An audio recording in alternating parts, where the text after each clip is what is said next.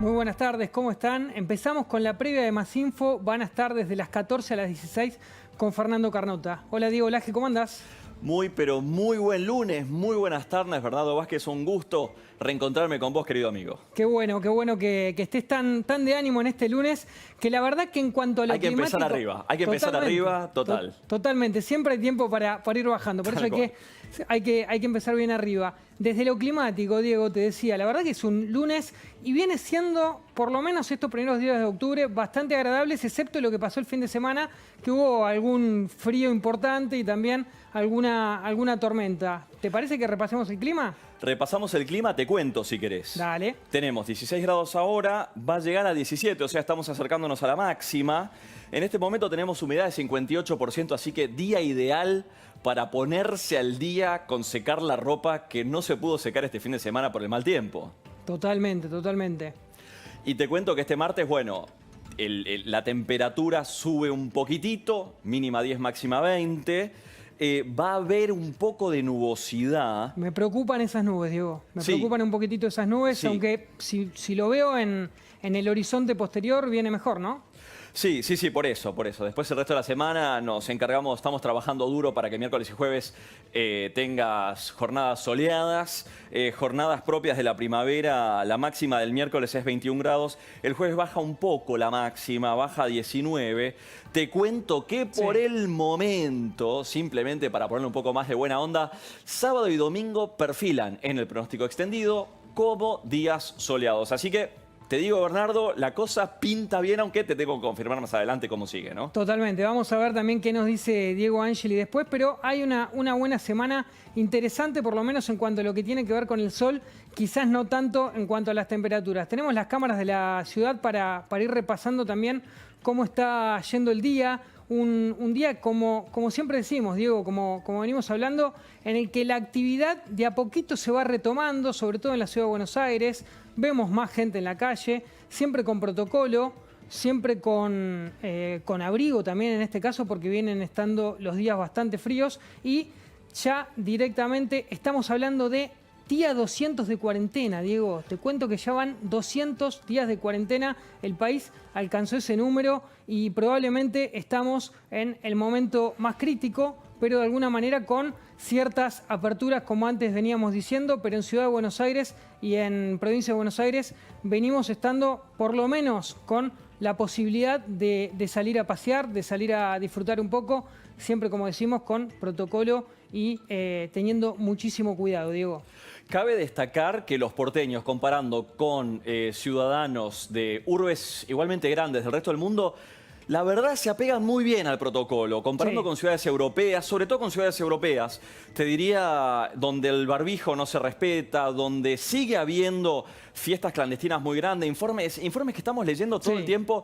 La verdad, los porteños, por lo que venimos viendo ahora, y la gente del AMBA, viene dentro de todo comportándose de entre los más puntillosos del mundo. Totalmente. Bernardo, ¿Seguimos con las noticias, Diego? Dale, te cuento una cosa. Quienes quieren seguir manteniéndose así son principalmente los intendentes de la costa vinculados con sectores del gobierno, con los sectores más duros, quizá con los sectores K, que no quieren turistas en sus partidos de la costa por cuestiones de COVID para este verano.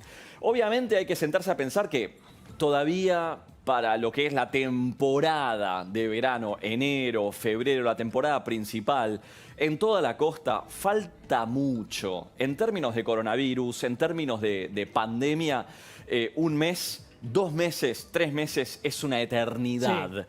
Entonces es muy difícil decir eso, pero ya llegan señales claras y pronunciamientos sobre la posibilidad de que en algunos partidos vinculados con los sectores K, donde los intendentes están vinculados con los sectores K, no se acepten turistas. No fue el caso, por ejemplo, de Pinamar, cuyo intendente estuvo acá en Más Info y nos comentó que estaban tratando de encontrar una manera y alguna fórmula y protocolos para tratar de hacer una temporada lo más completa, divertida y sana posible, ¿no? Sí, lo dijo bien clarito Martín Yesa la semana pasada en Más Info. Te cuento, Diego, que hoy va a haber una reunión que se perfila como clave. Te digo que va a Sí. ser importante lo que pase hoy en Casa Rosada, porque va a estar todo el gabinete económico de Alberto Fernández, incluso puede llegar a estar el presidente de la Nación reunidos con sindicalistas, con empresarios. ¿Por qué? Porque el gobierno está convocando a ese llamado pacto social que viene postergando desde hace bastante, buscando apuntalar medidas que mejoren la economía, que mejoren los diferentes índices en un contexto bien complicado por la cuarentena y por la crisis en sí, obviamente. Entonces, está reuniendo a todos los actores importantes de la política. Van a estar, por ejemplo, la reunión en principio va a ser encabezada por el jefe de gabinete Santiago Cafiero, pero también va a estar Matías Culfas, va a estar Martín Guzmán, obviamente, y se espera que quizás esté el presidente. Del otro lado, los empresarios con sus pedidos para salir adelante en este tiempo de crisis van a estar representados por los principales referentes de la UIA, por referentes, por ejemplo, de AEA también, y también van a estar los sindicatos con la CGT, con la CTA a pleno en una reunión en Casa Rosada que creo puede llegar a traer noticias importantes, no digo hoy, pero sí de aquí en adelante.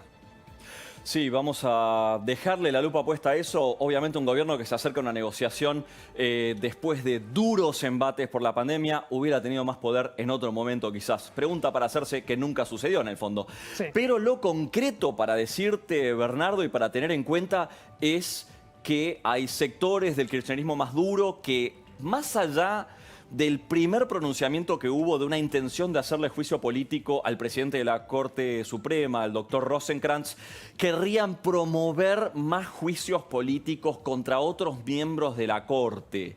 En este contexto, las señales que vienen llegando del sistema político, particularmente vinculado al ala más dura del kirchnerismo, es que por distintas razones, y ya vimos que, por supuesto, la primera excusa que se usó contra el presidente Rosenkrantz fue su supuesto presunto mal desempeño en su función, pero una cantidad de juicios políticos que se proponen, por supuesto, en el contexto o justito después que la Corte Suprema dijera: bueno, vamos a rever la no remoción, sino traslado de los jueces que no estarían tan de acuerdo o que estarían mirando muy de cerca, digamos así, cómo se movieron los fondos y las conductas de la expresidenta Cristina Fernández de Kirchner, actual vicepresidenta. Así que más señales de un embate desde el poder hacia la Corte Suprema de Justicia. Bernardo. Diego, cambiando el foco del tema, mañana también va a ser un día que genera mucha expectativa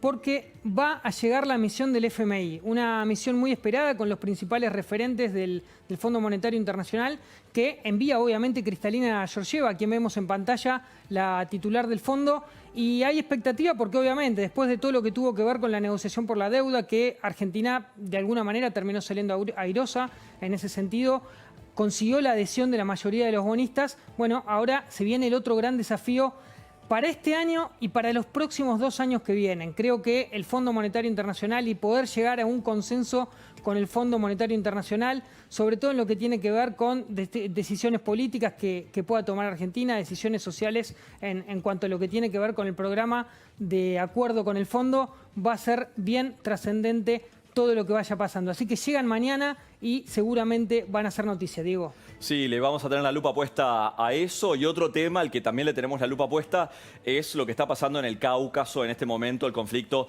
entre Armenia y Azerbaiyán. Recordemos que hay un enclave de población armenia que quedó adentro de Azerbaiyán, que se llama Nagorno.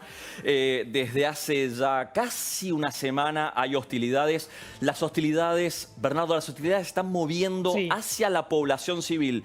Estas imágenes que estás viendo de impactos de artillería y distintos proyectiles en zonas pobladas cambió en las últimas horas el carácter de la guerra. Cabe destacar eso, cabe destacar que muchas de estas imágenes son en la capital del enclave también, y que las víctimas y los heridos civiles desde hace pocas horas, por el cambio en el perfil de las hostilidades, se multiplican y multiplican. Las imágenes, te digo, muchas imágenes que no vamos a ver. Las imágenes son durísimas. Son durísimas. Hay imágenes que decidimos no poner porque, por ejemplo, hay un hospital cuyas sala de pediatría está llena de niños heridos como resultado de estas hostilidades y de, aclaremos, también el uso de artillería en zonas urbanas, ¿no? Que es casi, te diría, el mayor de los errores y la falta absoluta de conciencia. Lo cierto, a nivel político, que te debo el comentario político del contexto, por supuesto, es que, por un lado, Armenia denuncia que Azerbaiyán recibe el apoyo de Turquía. Turquía se defiende y niega presencia e involucramiento en el conflicto, pero lo cierto es que los que realmente sufren, como siempre, son los civiles en el terreno. Las viste todas estas noticias en la previa. Ahora llega Más Info con Fernando Carnota y vas a saber muchísimo más.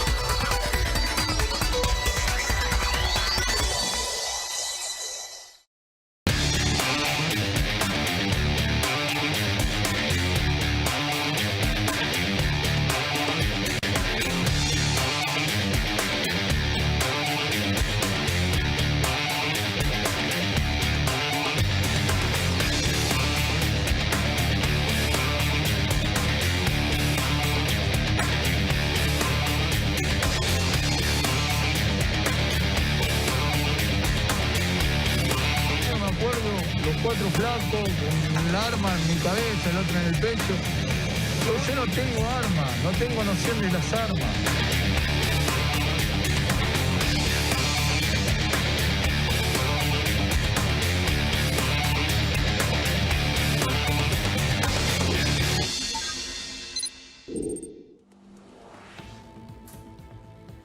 Muy buenas tardes, ¿cómo les va? Otra semana para Más Info, hasta las 4 de la tarde, compartiendo absolutamente todo lo que hay que saber para estar bien informado. Vamos a tener en una semana clave para el gobierno la información y la opinión de una semana en la cual va a estar el Fondo Monetario Internacional visitándonos ante un gobierno que todavía no tiene plan para presentar y también el gobierno atento a la reacción del dólar en una semana después de las medidas, a la reacción del campo también en cómo va a evolucionar la liquidación o no de divisas del campo después de estas medidas y también la embestida política del kirchnerismo en materia judicial y sobre todo sobre la Corte.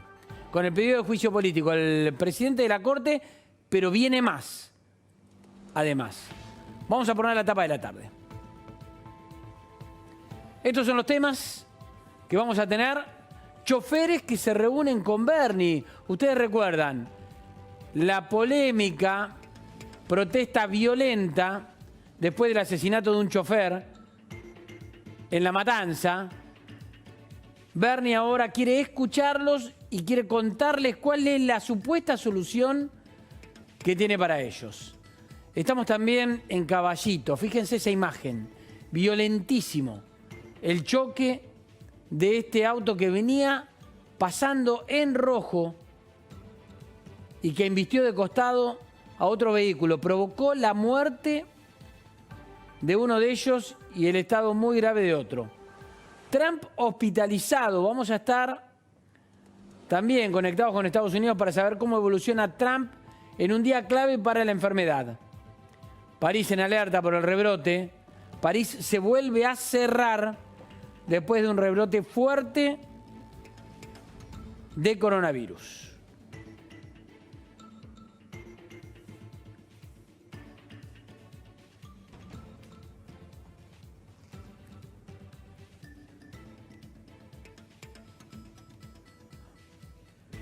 Bueno, tengo ya a Eduardo Madeo para empezar a charlar con nosotros en esta tarde de Más Info. Eduardo, buenas tardes.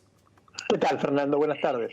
Eduardo Amadeo, ex diputado, un hombre muy conocedor de los tiempos legislativos, en una semana que yo decía es clave, teniendo en cuenta, o sea, para observar cómo evoluciona la embestida política del kirchnerismo, sobre todo en materia judicial, ¿no? Con el pedido de juicio político al presidente de la Corte y dicen que ahora vienen por más también. Eduardo, ¿cómo se observa?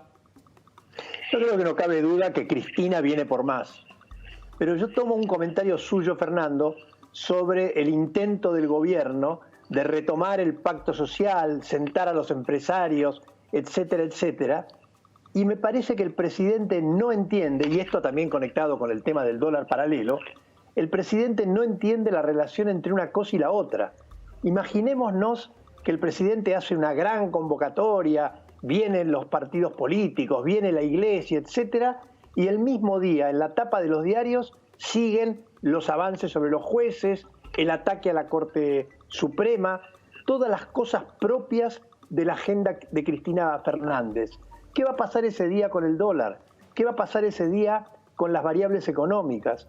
Si el presidente cree que haciendo estas puestas en escena va a conseguir cambiar la confianza de los argentinos sobre el plan económico, está profundamente equivocado. O sea, son mensajes ambiguos. Por un lado, absolutamente, porque el gobierno está tratando de despegar ahora, explica, por lo menos, que no tiene nada que ver con la embestida del kirchnerismo en la Cámara de Diputados contra la Corte. Así es, pero el presidente no puede juntar ambas cosas. Hoy hay un artículo muy interesante que lo recomiendo de Laura Serra en La Nación, donde ella cuenta que al mismo tiempo que el presidente hace de vuelta toda esta puesta en escena sobre los empresarios, tiene proyectos críticos en la Cámara de Diputados sin tratar, porque Cristina, en la Cámara de Senadores, porque Cristina no quiere. Hay un proyecto que fue una iniciativa de nuestro bloque, que tiene media sanción en diputados, para cambiar la ley de convocatorias y quiebras, para ayudar a que las miles de empresas que hoy día están yendo a tribunales y que van de cabeza a la quiebra, puedan tener un espacio que les baje un poco el agua. Esto se aprobó hace 2 meses. Cristina no lo trata. ¿Por qué? Porque no quiere hablar con los empresarios. Entonces, ¿de qué sirve que el presidente junte a todos los que se le ocurra en la Cámara, en la Casa de Gobierno, si el mensaje sigue siendo no a la producción, no a la inversión, no a la propiedad privada, no al capitalismo? Esto, si no se ordena esto, Fernando, es difícil que haya salida. Ahora, en ese sentido, ¿qué va a priorizar Alberto Fernández? ¿El acuerdo general o el mandato de Cristina? El presidente es él. La discusión en campaña era quién iba a tener la virome. ¿Quién tiene la virome de la presidencia? Cristina, porque Cristina es la que marca el aroma general. No se me ocurre una imagen mejor. O sea, Cristina es la que marca el verdadero escenario. Ella es la persona a la que mira Fernández cada vez que va a tomar una decisión. Fernández necesita que Cristina lo aplauda. Fíjense ustedes lo que pasó con Raimundi en la OEA. En un episodio inédito, el embajador argentino ante la OEA dio un discurso que yo escribí en un tuit. Lo podría haber firmado Stalin o Videla. Porque ¿qué hacía? Decía, los derechos humanos son relativos. La verdad que el hecho de que Maduro torture a un contrario no está tan mal. Entonces, y el presidente se enojó mucho porque esto le crea un problema con Estados Unidos, le crea un problema con el Fondo Monetario y demás. Sí, pero sigue siendo embajador. Si Fernández mandara, le daría una verdadera patada en el traste, pero no se anima porque Raimundi es un hombre de Cristina, aun cuando le haya hecho un enorme daño al país. Esta es una muestra más de que si esto no cambia, Fernando, no hay solución económica. El dólar no se va a frenar solamente por reuniones de empresarios y sindicalistas. Esta semana viene el Fondo Monetario Internacional también y a la vista no hay un plan, por lo menos para que el Fondo Monetario vea de qué se trata lo que la Argentina quiere hacer a futuro, ¿no? Totalmente, no hay un plan coherente. No lo sabemos. Hasta ahora, fíjense ustedes, el gobierno tuvo éxito tarde y lento con la reestructuración de la deuda, pero otra vez los bonos argentinos se cayeron, otra vez por los temas de Cristina y compañía. Ahora viene el Fondo Monetario para ver si podemos tener un horizonte más largo, pero ¿con qué se va a sentar Guzmán? Probablemente cuando el Fondo Monetario esté aquí, los señores del Fondo Monetario abran el diario, no sé, el jueves o el viernes y encuentren, otra vez vamos por la Corte Suprema. Entonces, de vuelta, si no hay coherencia, poco va a servir. El Fondo Monetario le va a pedir al gobierno que además de un buen plan económico, dé algunas ideas ordenadas. ¿Se acuerdan ustedes, Fernando, de las famosas 60 medidas de culpas? No sé cuántas fueron las de la semana pasada, habrán sido 20, pero no sirvieron de mucho. Entonces, yo espero, porque la verdad es que no quiero que haya más desempleo, estoy desolado por las cifras de pobreza, todo lo que estamos viendo todo el tiempo es muy doloroso, y por eso me parece que, a ver, yo que soy de la oposición, quiero que este gobierno salga adelante para que la gente no siga sufriendo, pero Fernández no se deja ayudar, ¿no? Eduardo, ¿cómo estás? Bernardo Vázquez. Hola, Bernardo. Te noto mucho más preocupado por la coyuntura económica y por la problemática, ¿no?, económica de acá y de aquí en adelante, que por la cuestión judicial en sí, que da la sensación es una agenda más armada por el kirchnerismo, o al menos eso dice la oposición. ¿Es la economía el único tema que hay que seguir de acá adelante y hay que solucionarlo primero que todo?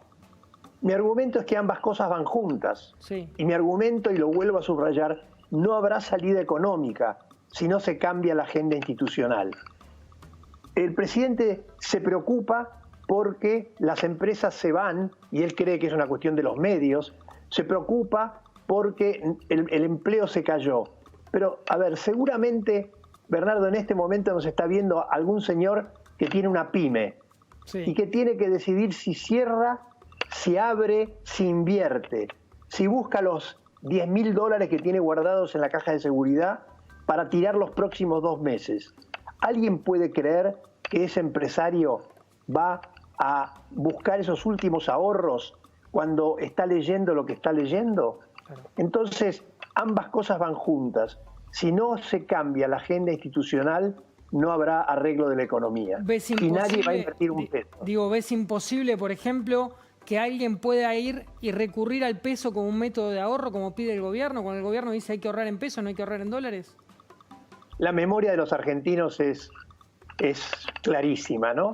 Yo me acuerdo, porque tengo algunos años y he sido partícipe de varias de estas situaciones en el pasado, toda la frase, ¿no? El que apuesta al dólar pierde, les hablé con el corazón y me contestan con el bolsillo, el dólar es el enemigo del pueblo, etcétera. Y todas fracasan, porque no hay que ser un premio Nobel de Economía para darse cuenta que estas oleadas hacia el dólar no se frenan si no es clarito, con un buen plan económico, con un buen plan político, con una buena relación con los mercados internacionales y con un discurso coherente.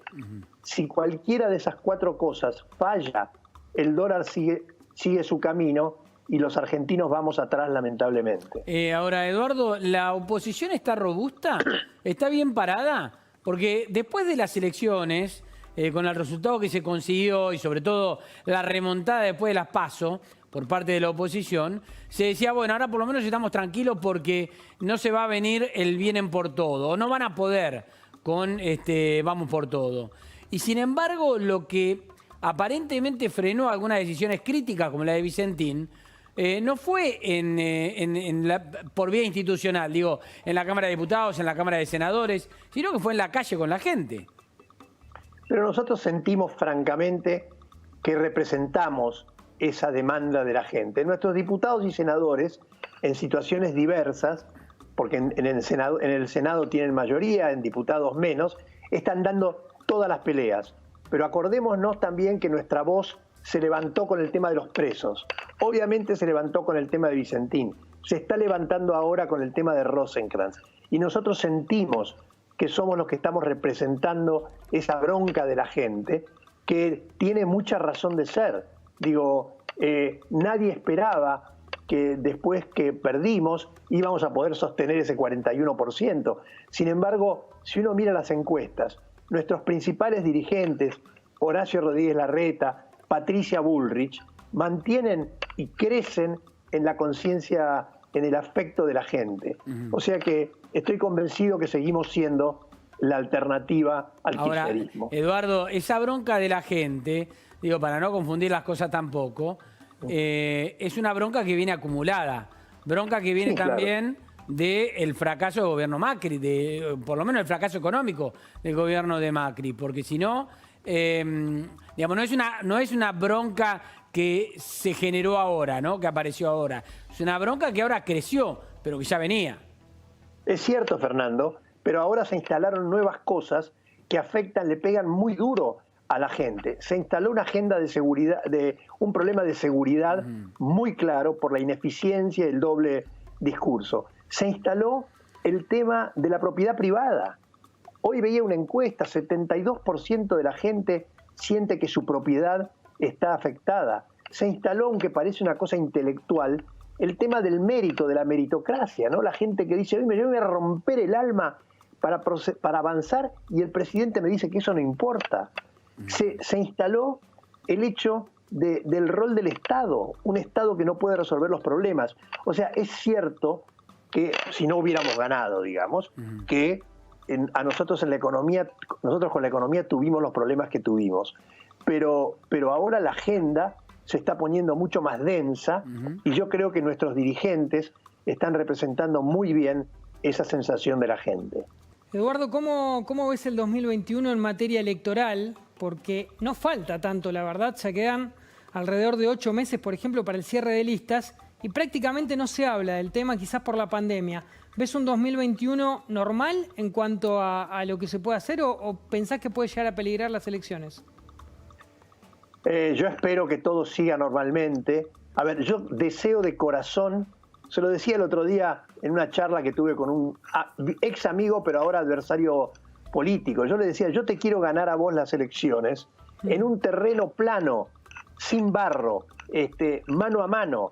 Yo no quiero que ganemos nosotros las elecciones en un terreno totalmente embarrado o con un terremoto. Pero eso depende mucho del gobierno. Tenemos que tratar de llegar a las elecciones del año que viene, que son críticas, en la mejor situación económica y social posible. Pero nos mentiríamos si no nos diéramos cuenta cuánta incertidumbre hay, qué puede pasar en todo el país. Nuestra vocación es absolutamente democrática. Somos un partido democrático y así queremos llegar a las elecciones. Ahora, Eduardo, ¿por qué críticas? O sea, llegar a las elecciones se va a llegar, obviamente. Esto no hay ningún tipo de discusión, me parece. Pero ¿por qué son críticas para ustedes? No, bueno, porque podemos llegar en medio de una inflación desbordada. Podemos llegar en medio de una situación social difícil de manejar.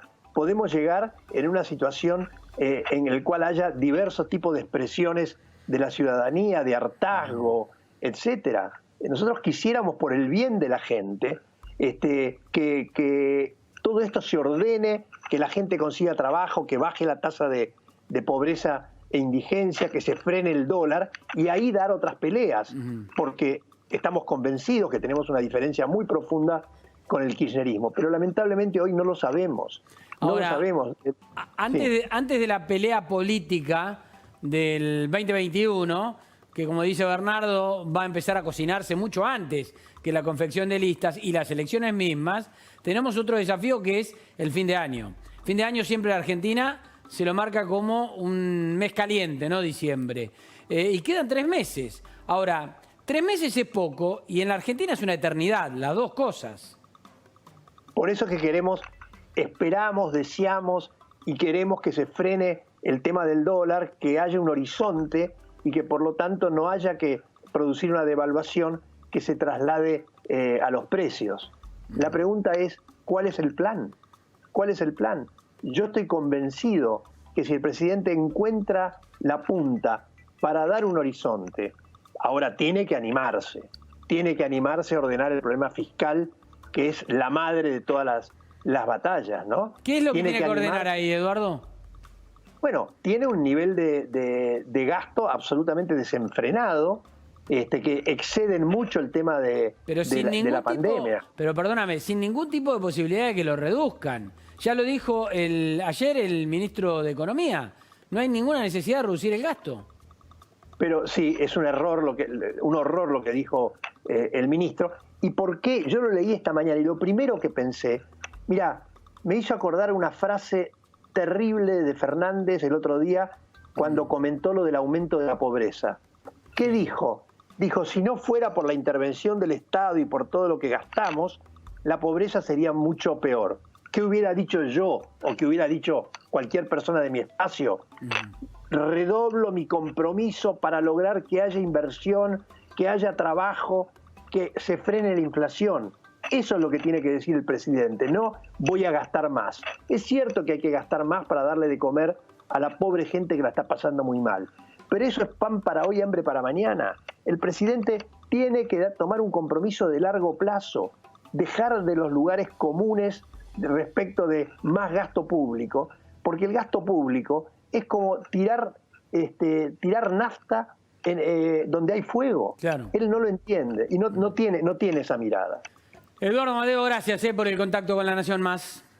Gracias, Fernando. Gracias, Bernardo. Chao, hasta luego. Un abrazo. Creo que estamos en condiciones ya de saludar a Jorge Giacobbe para hablar un poco de la última encuesta, de los últimos números y un poco de la imagen de los políticos y el análisis, ¿no?, de Jorge. Jorge, ¿cómo te va? ¿Qué tal, Fernando? ¿Cómo estás? Bien, muy bien. Bueno, ahí terminábamos, creo que estaba participando, escuchando por lo menos la charla con Eduardo Amadeo. Él nos hablaba de una oposición que él la ve robusta, por lo menos, pero de un momento crítico para las elecciones del año que viene. ¿Se puede pensar en algo de las elecciones del año que viene? Mira, lo que nosotros medimos hasta ahora en términos genéricos, por supuesto, porque no sabemos cuál va a ser la oferta, digamos, ¿no? Cuáles van a ser los productos que estén en la góndola de la política. Hoy por hoy sabemos que el 33% de los argentinos quiere que el gobierno gane las elecciones, es decir, que al Frente de Todos gane las elecciones. 33 nacional, Fernando. No va a ser una elección nacional, va a ser una elección donde esos guarismos van a asumir distintos valores en cada provincia, me refiero. Sí. Pero 33 en términos nacionales, que es muy cercano al 35 que Cristina tiene siempre, a su 35 duro. Sí. Ahora, del otro lado, en la otra esquina del ring, hay ya 54% de argentinos que quieren que el Frente de Todos pierda las elecciones y que van a construir en cada uno de los distritos, a niveles provinciales y a niveles municipales, una herramienta para pasarle una factura al gobierno. Veremos cómo se ordena el paño de la política para ver si ese 54%, que además está en crecimiento, en qué medida se astilla, en qué medida se atomiza, ¿no? O si se convierte de vuelta en una elección de elegir entre Frankenstein y el hombre lobo, que es lo que ha dominado la política argentina en las últimas décadas. Vos sabés que creo que tenemos los números del trabajo de ustedes. Para empezar a repasar, mirá, ahí lo tenemos. Las imágenes de los políticos. Rodríguez Larreta, positiva, 39,2. ¿Regular sería gris? Claro, regular el gris y 26 puntos, 25,7 la negativa. Es interesante, Fernando, lo que está sucediendo con Rodríguez Larreta, porque hace 15 días, la última vez que lo medimos antes de esta, la imagen positiva había picado 5 puntos, había llegado casi hasta 43. Sí. En el momento posterior a que el gobierno nacional le toca el bolsillo, digamos, con la discusión por la coparticipación. En ese momento lo suben al RIN, Larreta crece de 5 puntos y ahora volvió a acomodarse unos puntitos para abajo y está en ese número que estamos viendo ahí, en términos de positiva. Acá lo interesante para Rodríguez Larreta es la diferencia entre negativa y positiva, ¿no? No, lo interesante para Larreta es que tiene una negativa muy baja, primero, eso certifica lo que decimos siempre respecto de Larreta, que es que no despierta pasiones. Y es muy interesante ese 30% de regular, Fernando, que casi nadie repara en mirarlo. La gente que contesta regular es la gente que dice que lo conoce al político, pero que no tiene la información suficiente para ponerlo en el casillero de me gusta o no me gusta. Entonces, Larreta está en un momento muy interesante de su carrera porque 1/3 de la población lo está mirando y lo que haga ahora lo va a zanjar hacia positivo o hacia negativo. Es decir, está en un momento de mucha oportunidad y de mucho riesgo a la vez. Claro, clarísimo. Bueno, a ver, ¿querés seguir? Creo que lo tenés ahí, vos también lo estás mirando. Alberto Fernández, 34,8 de positiva, nada más cuando había rozado los 70, ¿no? Los 68 puntos, había llegado a 68 puntos de imagen positiva a fines de marzo, en el mejor momento cuando se puso en el rol del padre protector y se pudo conectar, digamos, con la necesidad de la opinión pública, y ahora cayó a 35, que es un poquito menos que el 37 con el cual había entrado a la pandemia, Fernando. Es decir, está casi, te diría que un escaloncito abajo del momento inicial. Lo importante en el número de Alberto es que ya tiene más de 50 puntos de imagen negativa.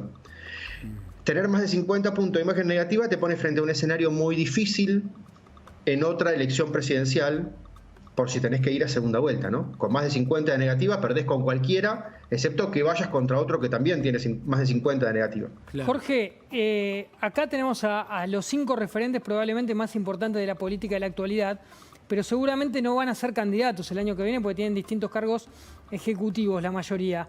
¿Cómo se pueden trasladar estos números a los candidatos que lleven a los que salgan a la cancha el año que viene? Bueno, mira, es interesante la pregunta porque desnuda que las dos principales partes del par de opuestos que domina la política está con una crisis dirigencial muy importante. A mí me parece que el oficialismo está más complicado todavía que la oposición, porque Cristina ya está muy desgastada, porque Alberto está muy desgastado y va a terminar peor, porque Kicillof también, estoy hablando para estas elecciones y para las otras, Sí. Y después no viene nada. No viene nada. Ellos tendrían que estar construyendo hoy dirigencia para el mañana, para las dos elecciones. Se necesita mucha. Hacer un planteo nacional. Son por lo menos candidatos en los 2.500 municipios que hay en la Argentina y de ahí para arriba. Y no tienen nada. Nada. Por el lado de la oposición hay no una estrategia, sino 3 estrategias diferentes. La de las halcones, la de las palomas y la de los sujetos tácitos. Claro. ¿Okay? Es decir, la de aquellos que no hablan para no arriesgarse, para no comerse las piñas, diciendo, me parece con justa razón, que si el kirchnerismo y el peronismo quisieron gobernar este país, que se coman los sopapos ellos. Ahí tenés a Vidal, ahí tenés a Macri también. Vidal mide 15 puntos más que Macri, pero los dos están en la misma estrategia. Tenés la de aquellos que no pueden evitar el momento porque están a cargo de un ejecutivo y entonces buscan mostrarse afables con el momento y no poner palos en la rueda. Ahí tenés a Rodríguez Larreta, y estábamos viendo recién su suerte, que vendrían a ser las palomas. Y después tenés la de los halcones, que son aquellos que dicen que al kirchnerismo no le puedes dar 1 centímetro de ventaja y hay que salir a marcarle la cancha todos los días. Patricia Bullrich, lo digo yo. Ahí tenés a Patricia Bullrich, que fue la que quedó mejor parada. Lo único que quedó flotando del hundimiento de todo el gabinete de la gestión de Macri, digamos, que tiene un buen ratio de imagen positiva. Todavía Patricia, que asciende a 39, casi 40 puntos. Claro. Déjame seguir con los dirigentes que tenés acá. Los dirigentes. Cristina, vicepresidenta, ¿no? Cristina Kirchner, esta foto de Cristina, que la tienen 60.7 de negativa y 29.9 de positiva, ¿es la foto con la cual empezó la vicepresidencia? Es la foto con la cual está hace mucho tiempo, Fernando. Es la foto con la cual transitó todo el periodo de Macri. Es lo que ella tiene. La gente ya se definió respecto de Cristina. Cristina tiene ese 30, te diría que es 35, porque una partecita hasta le puede dar vergüenza, digamos. Pero lo que tiene Cristina es eso, es 30 a 35 puntos. Lo que hizo en las elecciones del 2015 fue conseguir un 13% restante, que entró bajo la promesa de que Alberto podía moderar al kirchnerismo, y ahora, por supuesto, se están tirando por el balcón, ¿no? Claro, porque ven que eso no ocurrió. Y ese 13%, ¿es el aporte que le dio Massa en su momento a la fórmula? No, Massa no medía 13%, ni 15, ni 10. Medía muy poquito antes de la presidencial, cuando se lo medía por separado. La importancia de adquirir a Massa es una importancia más bien simbólica, digamos, esa importancia simbólica de que realmente estaban juntando al peronismo, pero no tenía que ver con los votos. Y el 13% tampoco era de Alberto. Insisto, ese 13% era de gente que quería castigar a Macri, y lo quería castigar con una herramienta que le pudiera doler, y la única herramienta era esta. El problema para esa gente es que Cristina estaba en la boleta, a Cristina no la querían, y entonces Alberto fue la excusa. Ahora, podría haber sido cualquier otro. Vos decís, ese 13% ahora se está queriendo tirar por el balcón. No se va a tirar por el balcón, se va a tirar en algún otro candidato. ¿Quién puede quedarse con ese 13%? Bueno, para una elección legislativa eso puede generar algún nivel de atomización. Es decir, ahora podemos tener un tercer elemento que mida 12 puntos, 15 puntos, que tampoco va a tener que ver, Fernando, con el candidato, va a tener que ver con esa tipología de votante que quiere abstraerse de la discusión entre Frankenstein y el hombre lobo. ¿Okay? Así que me parece que puede jugar de una manera en las legislativas. Ahora, en las del 23, donde de vuelta toda la atención va a estar estructurada en torno a dos opciones, entonces van a tener que decidirse por una y otra, y tienden a decidirse por el opositor, tienden a decidirse por el castigo, incluso sin reparar en la calidad de la herramienta que están utilizando. Jorge, contame una cosa. Todo esto que estamos hablando en clave política, cuando lo llevas a la gente, ¿cómo evoluciona en ese animal político que es la gente que tiene que definir su vida, además de la vida institucional del país? ¿Por qué te lo pregunto? Hoy se cumplen 200 días de cuarentena, ¿sí? En plena pandemia. Con una Argentina que tomó las decisiones que tomó y que en realidad tiene números peores que otros países que tomaron decisiones menos drásticas. ¿Está influyendo en la gente lo que en principio pensó que era un buen plan para encarar la pandemia y ahora está poniendo dudas? Mira, yo te lo describo en un dato en paralelo con el que describíamos la imagen del presidente, que es la aceptación de la cuarentena. A fines de marzo, el 85% de los argentinos estaba de acuerdo con extender la cuarentena, la primera vez que Alberto la extendió. ¿Ok? Hoy ese 85% se convirtió en 33%. Bajó 52 puntos. Y eso te marca perfectamente cuánto se descompuso el clima social. No es ese gráfico el que estamos viendo, estamos viendo aprobación de la gestión, que también cayó enormemente. Yo te diría que la opinión pública está con el nivel de fastidio hoy que tendría que estar a los 3 años y medio de la gestión. No a los 6 meses, no al año.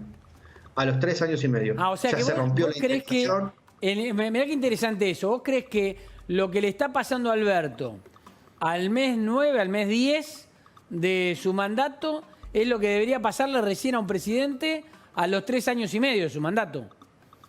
Exactamente, exactamente. Mirá que el gobierno de Macri fue muy complicado y muy tortuoso en la vivencia de la opinión pública. Sí. Pero la imagen de Macri aguantó estable 2 años, Fernando, y después empezó a caer, después de las legislativas.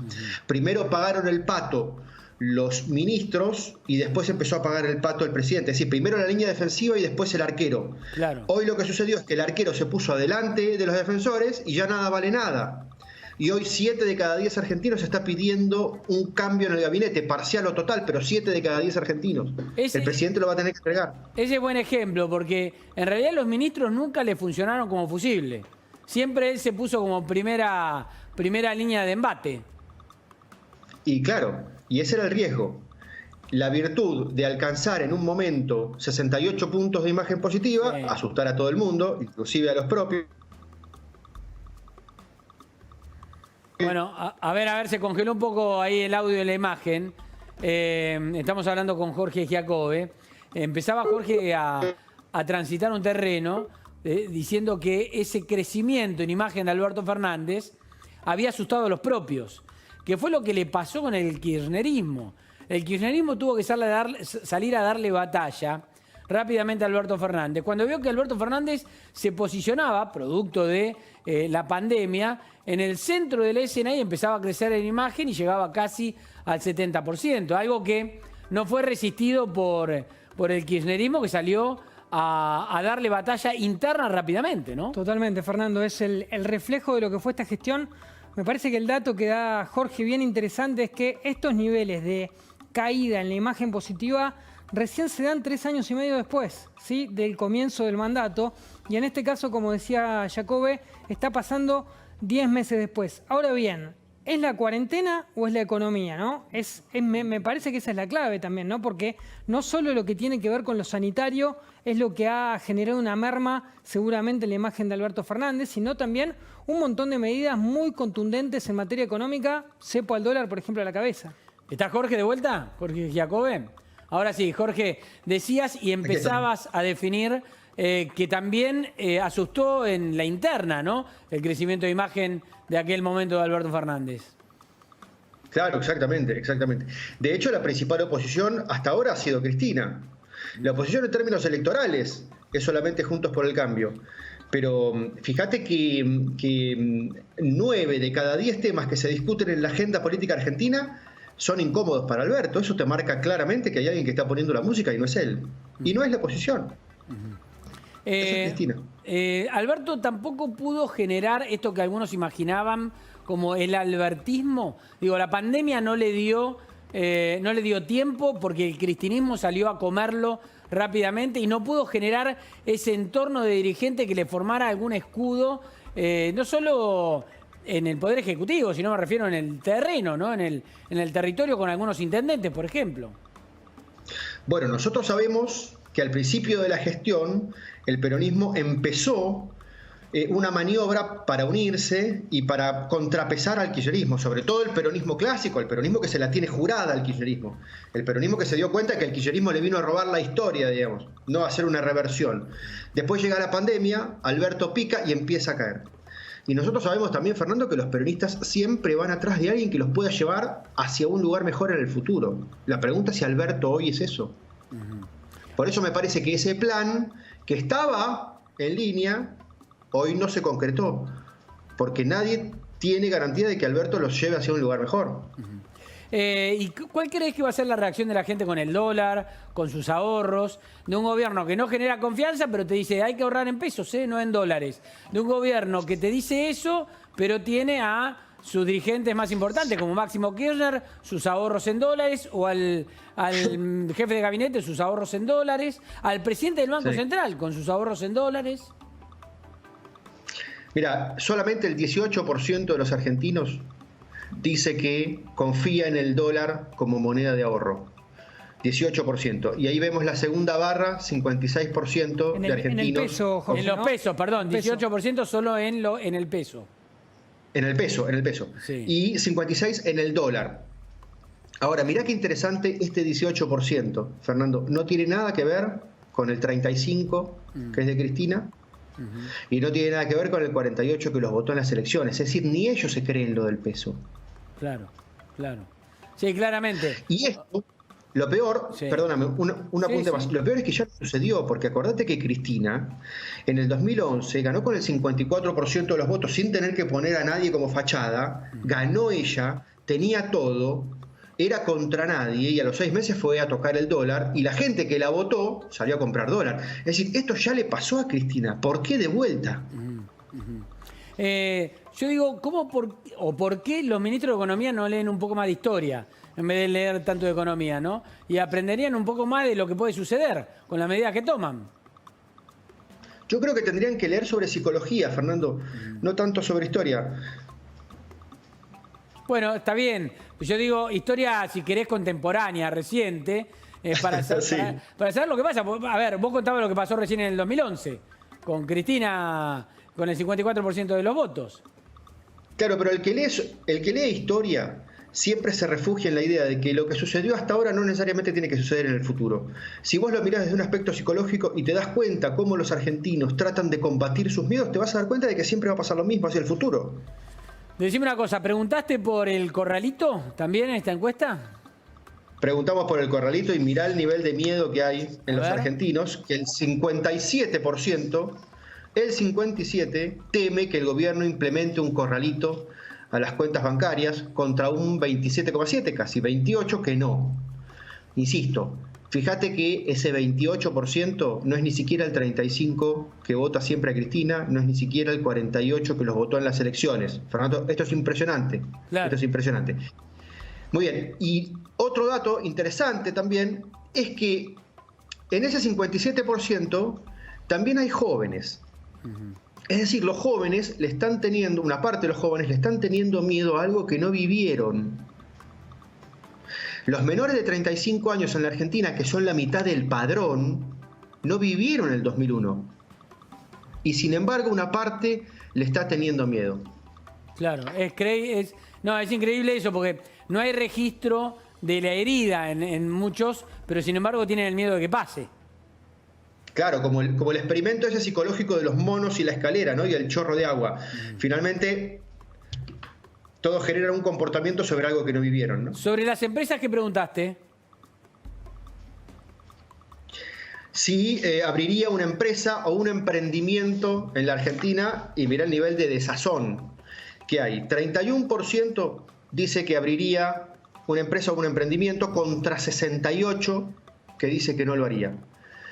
Muy bien, Algún kirchnerista me dijo, bueno, pero con ese 31% podemos generar un país nuevo. Y entonces yo salí a abrir estos datos por criterios socioeconómicos y me di cuenta de que confían en abrir una empresa o un emprendimiento hoy los que son más pobres y los que tienen menos estudios. O sea, aquellos que tienen menos chance de poder abrirlo. No, y los que generarían menos impacto sobre la economía, porque si vos te abrís un chiringuito al costado de una ruta para vender tortas fritas, Fernando, vos tenés un emprendimiento. Pero si tenemos muchos emprendimientos de eso, no cambiamos al país. Se nos están fugando los cerebros, se nos están yendo aquellos que pueden armar software. Que Jorge, a ese también que apela a la changa para trabajar, también le cambió muchísimo la economía durante este año, ¿no? ¿O ves que se va reinsertando de a poquito? Sí, vos hablabas cuando se cortó la comunicación sobre la importancia en términos de demanda, ¿no?, de los temas respecto de la economía, y eso es lo que está descuajeringando todo hoy. Yo creo que durante esta crisis se nos fueron sumando miedos, se nos fueron sumando complicaciones. Primero apareció el miedo físico, digamos, a la salud, el miedo al coronavirus en particular. El gobierno pudo ser empático con eso. Cuando aparecieron los problemas económicos, el gobierno ya no pudo ser empático con eso y planteó una discusión entre buenos y malos. Esos dos miedos se superpusieron, se mezclaron. No es cierto que había una sociedad que quería una parte una cosa y una parte la otra. Y después vinieron el resto de las angustias que bien vos señalabas, que tienen que ver con el encierro, que tienen que ver con los factores psicológicos, con no poder ver a tu gente, con que falleció un familiar, con que los chicos rebotan contra las paredes. Muy bien. Esas tres fases se fueron mezclando y complicando a la opinión pública. El clima fue cambiando y el gobierno cada vez más desconectado de ellos, ¿no? Jorge, ¿la gente le cree a los números del gobierno? ¿Cree en los números que le da de coronavirus? ¿Le cree en los números de la inflación, por ejemplo? Mirá, el 58,7% de los argentinos, casi 59%, cree que la inflación real es mayor a la publicada, es decir, no le creen. Y solo el 19% cree que es exactamente la publicada. E insisto en esta idea, Fernando, 19% no se parece al 35% que tiene Cristina de base ni al 48% que sacaron a las elecciones. No se creen ni ellos. Está clarísimo eso, claro, efectivamente, porque, a ver, ponele que no son el 50% que sacaron, el 49%, son el 35% de Cristina. El 35% que cree en Cristina no le cree los números de Cristina. Exactamente. Es rarísimo eso, ¿no? Y bueno, y sin embargo, ese 35% es tan sólido, no está de acuerdo con todas las cosas, sabe que lo chamullan, saben que le meten la mano en el bolsillo, pero sin embargo la acompaña. Es un comportamiento bien extraño y hasta te diría que es lineal, porque, perdóname, Fernando, sí, ha sido históricamente así. Si Cristina le dice a esa gente, vótenme a mí, la votan. Si le dice a esa gente, voten a Scioli, lo votan, voten a Alberto, lo votan, voten un POTUS, lo votan. Claro, pero digo, entre 35 y 19 hay 16, ¿no?, de diferencia. O sea, hay un 16% que dice mentime que me gusta. Claro, como cuando yo me enamoro de una mujer. Mentime que me gusta. Es un proceso de idealización. Claro. Jorge, y en la mayoría de los gráficos, como vos también marcabas la importancia del regular en lo que tiene que ver con la imagen, se ven números muy elevados de gente que no sabe qué opina. ¿Eso también explica esa diferencia quizás del 35 al 19 también? Sí, muy probablemente. Yo creo que una parte del kirchnerismo no se quiere poner en la opción que identifica como opositora y entonces se evade diciendo, no sé, no dice yo confío en que el gobierno me dice la verdad con la inflación, pero tampoco dice desconfío. Sí. Entonces se fuga. Totalmente. Y en ese sentido, ¿cómo pensás que puede llegar a evolucionar de acá a los próximos 3 meses? Porque la verdad es que queda poquito de año y también hay un panorama que se perfila inflacionario en el futuro. Mira, lo que a mí me preocupa es cómo la sociedad logra llegar a las elecciones de medio término. Yo confío siempre en que en Argentina la válvula de escape para la angustia social es las elecciones. Vamos a las urnas y en las urnas le pegamos un sopapo al gobierno, le decimos flaco pará, corregí el rumbo, pegamos la piña. Si las elecciones no estuvieran, la angustia se canalizaría de otra manera, digamos, más brutal, menos institucional, más compleja, más dañina, con mayor saldo. Y me parece que las elecciones están lejos.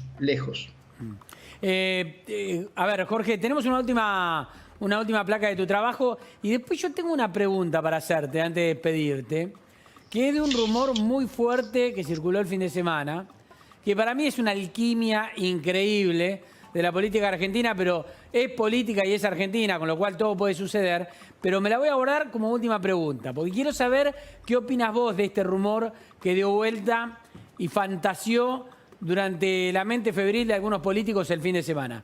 Primero, le preguntaste a la gente si cree que hay que hacer cambio de gabinete. También, sí señor. ¿Y lo que señalamos antes, 7 de cada 10 argentinos creen que hay que hacer cambios en el gabinete. Total, un cambio total de los ministros, dice el 43% de la población, la primera barra que estamos viendo en la pantalla.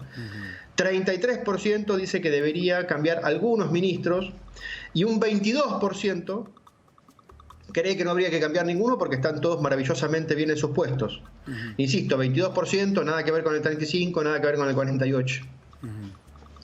Bueno, y a ver, la pregunta es esta. Yo quiero saber cuál es tu reflexión respecto de este rumor que dio vuelta durante todo el fin de semana. Yo hablé con 4 políticos, esto que te voy a contar ahora, ¿no? Con 2 de la oposición, con uno del gobierno, no kirchnerista, y con uno que lo podríamos ubicar dentro del kirchnerismo o en algún momento fue kirchnerista. El rumor es, dentro del cambio de gabinete, que la jefatura de gabinete la podría ocupar Sergio Massa. Hasta ahí no habría demasiado que moviera la aguja. Sergio Massa, jefe de gabinete. La tercera figura en importancia del gobierno, diría yo institucionalmente, no solo por una cuestión de línea sucesoria, sino porque en el armado del frente fue el tercero en discordia, lo hablábamos al principio, ¿no? Ahora, ¿qué generaría esto? Generaría, según el rumor, en algunas mentes de los políticos del fin de semana, que Sergio Massa, yéndose como jefe de gabinete, deje la Cámara de Diputados, deje la presidencia de la Cámara, que sería asumida por el diputado Máximo Kirchner, presidencia de la Cámara. Quedaría en tercera línea de sucesión. Avanzando un poco más en el rumor febril, digo siempre, y aclaro, ¿no? Y de fin de semana. Si Alberto Fernández deja de ser presidente, o porque el kirchnerismo lo empuja a tal situación, por lo que sea, quien debería asumir es la vicepresidenta, Cristina Kirchner. ¿Quién le sigue a Cristina Kirchner? El presidente de la Cámara de Diputados, o sea, su hijo. Sería un atajo fenomenal a lo que se propone Cristina Kirchner, que es máximo 2023. Por supuesto, los 2 políticos de la oposición me dijeron, no es una locura. El del gobierno me dijo, es una locura. Y el kirchnerista me dijo, no sabe, no contesta. ¿Qué crees vos de este rumor? Yo no, a ver, el proyecto de Sergio Massa es ser presidente de la Argentina. Después veremos si la opinión pública lo acompaña o no. No creo que acepte la gorra de capitán del Titanic. No creo que la acepte, yo tampoco se lo aconsejaría. Tampoco me parece que el kirchnerismo quiera gobernar este país. Me parece que el proyecto de Cristina era no gobernar y no ir presa. Y para eso necesitaba un candidato que le bancara los trapos, como decimos en el barrio. Y la operación le salió maravillosamente bien. Me parece que no hay ninguna razón para pensar que Cristina quiera que a Alberto se le enjabone la escalera o suceda algo. Porque si no, como vos decís, la pelota le viene a ella tiene que pasar también la que era la esposa, la que fue gobernadora de Santiago del Estero, y le caería al hijo. ¿Y para qué le va a caer al hijo? Si este país va a ser ingobernable los próximos años larguísimos y la situación es crítica. El negocio para el kirchnerismo es conseguir la impunidad que necesitan y ser socios minoritarios del poder, no ejercer la gerencia. Fernando, yo no lo creo para nada. Me parece que bien que cuando Alberto... ¿Pero tampoco crees en el proyecto Máximo 2023? Me parece que sería una locura. Si ellos están pensando en un proyecto Máximo 2023 que se patine el 35% de prestigio que Cristina y Néstor lograron construir, me parece que es una locura, no tiene ningún sentido. No me parece que sea para el 2023. Bien. Jorge, te mando un abrazo y gracias por el contacto con La Nación Más. Abrazo a vos. Chao, hasta luego. Jorge Giacobbe. Nos vamos a la calle de este punto. Nos asomamos un poco, pero nos vamos hasta Puente 12. Ahí está Carla. Ahí la vemos. Carla, ¿cómo te va? Buenas tardes. Fernando, ¿qué tal? Buenas tardes. Aquí estamos en Puente 12. Esto es Richeri, Camino de Cintura. Acaba de terminar la reunión que comenzó cerca de la 1, un poquito más tarde de la 1.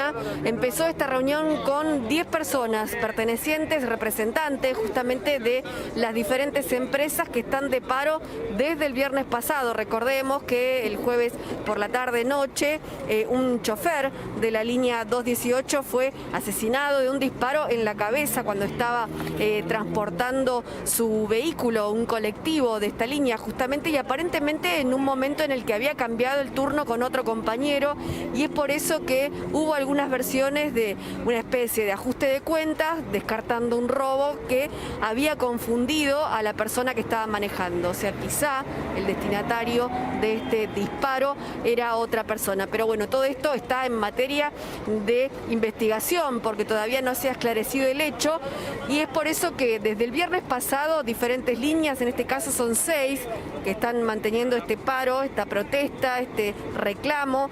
El viernes se reunieron también con el secretario, con el ministro Berni. Hoy aquí en Puente 12 estaban reunidos hasta recién, acaba de terminar, ahí están viniendo caminando los delegados. Son 2 delegados de la empresa Almafuerte y 8 choferes de las diferentes empresas. Las líneas 218 obviamente, 284, 378, 325, 622 y 628 son las que están de paro actualmente. Ahí reciben con aplausos a los emisarios que estuvieron presentes en esta reunión bastante extensa. Son las 14:50, si no veo mal, y empezó pasada la 1 esta reunión con el ministro Sergio Berni aquí en Puente 12, así que primero evaluarán o decidirán ellos, les comunicarán a ¿Se los supone demás que están choferes comunicando la reunión? si hubo respuesta. Claro, le están comunicando